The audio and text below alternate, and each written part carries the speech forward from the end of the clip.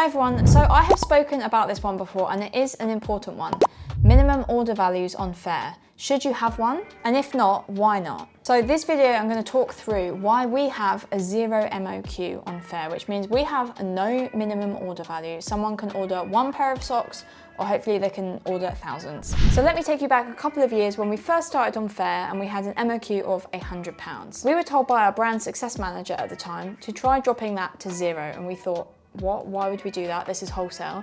He said, no, trust me, try the 0 MOQ, see how you get on. So that is what we did and we tested it. We did a period of time where we had the £100 MOQ and then we did a period of time where we had no MOQ and we compared. And actually the results were inconclusive. 0 MOQ won it for us and we haven't looked back since. We actually got more orders and more revenue during the 0 MOQ period compared to the £100 MOQ period. And this is telling me that one, it's easier to convert these customers, maybe they're seeing it as risk-free. Also two, I think, and I feel like this test proves it, that the algorithm is pushing us forward because we have 0 MOQ. So I think the platform's algorithm favors us for having 0 MOQ. And you can see why, because Faire is built around being accessible for independent retailers to get into wholesale. Yes, typically wholesale is meant to be bulk orders. And I know a lot of people complain about the fact that why should I have to have 0 MOQ? It's wholesale. I do agree. And obviously the bigger the order, the better. And we're in favor of that. But it is independent retailers.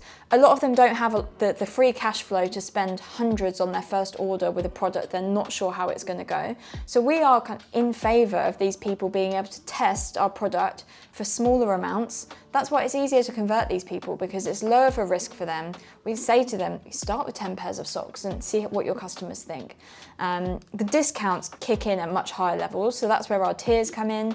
So we have a 0 MOQ, we have that flexibility, but if they want better discounts, they need to buy more. Don't forget, you can vet the orders. So if you get continuously loads of orders coming in that is just one of your products, and you look at the retailer and think, there is no way that you'd stock our product in your shop, so why are you buying it? Maybe they're buying for personal reasons, you don't have to accept the order. But we've been running for 2.5 years on Faire now. That's happened a couple of times. And in fact, at Christmas, we set our MOQ to a bit higher just to stop people buying for Christmas presents. But it's well worth a test. It worked really well for us and we haven't changed it since.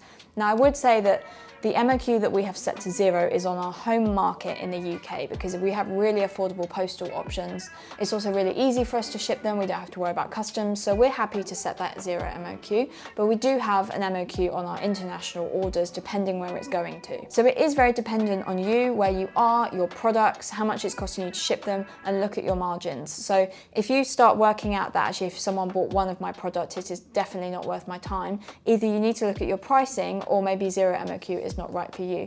But it's worked really well for us, and we've had people that have ordered maybe £50 worth of socks that are now ordering £800 worth of socks in their subsequent orders. So consider it as almost like a paid sampling process. Interestingly now as well, Faire are testing a new way of displaying their shipping costs to retailers. So at the moment how it works is based on kind of weights and estimates, and so Faire will calculate a shipping estimate for the customer at checkout. And we have found that these aren't accurate, so we have fed this back a lot, and Faire are now testing a new method because we've had customers coming in to us saying, well, I want to check out with your socks, but the shipping estimate says it's £200. How can it be this much? And we say, no, it's free. We don't charge you for shipping. And that's just one customer who has taken the time to email us. Think how many customers we're losing because they saw the shipping and thought, nah, I'm not doing that.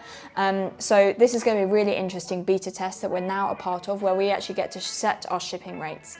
So based on this, we might actually adapt our MOQs for international as well, because if I can set a higher shipping rate based on an MOQ in America, I might be open to smaller orders, but it just will be much more expensive shipping for them. And then that actually becomes a sales technique, because I can say, order this much and you get free shipping, and there's more kind of conversation around the shipping amount and how much you're sending, because I'm not going to send one pair of socks for free to America. It's just not worth my time unless it's sampling to a retailer that I really want to work with. I like to keep bringing this topic up because I think it is a really good conversation. There's a few things like this, like MOQ and your pricing, that you should be looking at tweaking and testing and seeing if there is anything that you can do to change it that will help with your strategy. Another one that we're going to look at doing, and I haven't done it yet, but is looking at our point of sale proposition and how we're charging on that. So currently we charge it based on buy £400 worth of socks and you'll get a free stand. We're thinking of swapping it round where you buy the stand and you get